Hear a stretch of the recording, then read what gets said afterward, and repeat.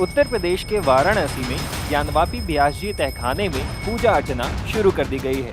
तहखाने में आचार्य गणेश्वर द्रविड़ ने पहले कलश स्थापित करने के बाद मंत्रोच्चार कर गौरी गणेश की आरती की और सभी देवताओं का स्मरण कर पूजन किया।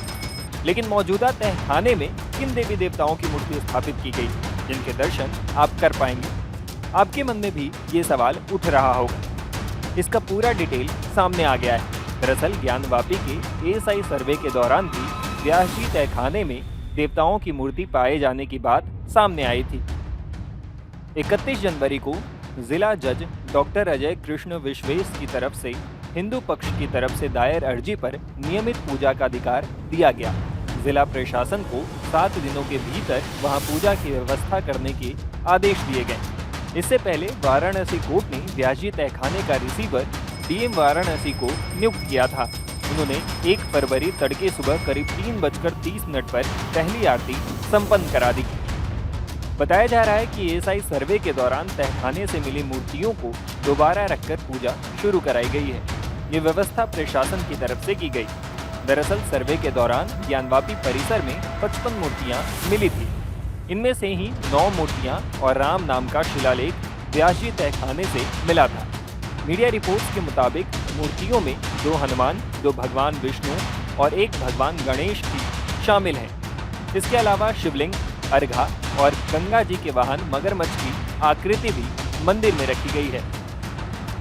वाराणसी जिला कोर्ट के आदेश के तहत जिला प्रशासन और मंदिर प्रबंधन की तरफ से गुरुवार भोर 3:30 पर पूजा संपन्न कराई गई। इससे पहले ज्ञानवापी के बाड़ यानी बैरिकेडिंग के 6 ग्रिल को काटकर लोहे का गेट लगवाया गया। दक्षिण तहखाने की उत्तरी दीवार पर मूर्तियां रखी गई। अंदर हाई मास्ट लाइट लगाया गया। बता दें कि तहखाने में सिर्फ मूर्तियों की पूजा ही नहीं बल्कि 9 दिनों का अखंड रामायण का पाठ चल रहा है। एक अखंड ज्योति जलाई गई है जो अब लगातार जलेगी। अखंड रामायण पाठ के लिए पुजारियों की 4-4 घंटे की शिफ्ट भी लगाई गई है, जिसमें 6 पुजारी लगातार 9 दिनों तक इस अखंड रामायण के पाठ को कर रहे हैं। हर पुजारी हर घंटे के रामायण पाठ के बाद अपनी आरती कर व्यास जी के तहखाने से बाहर आ जाता है और फिर दूसरे पुजारी की एंट्री होती है। ऐसे में रामायण का अनवरत पाठ चल रहा है। दरअसल 1993 के पहले साल में 3 बार इस तहखाने में रामायण का पाठ होता था, ऐसा दावा हिंदू पक्ष का है।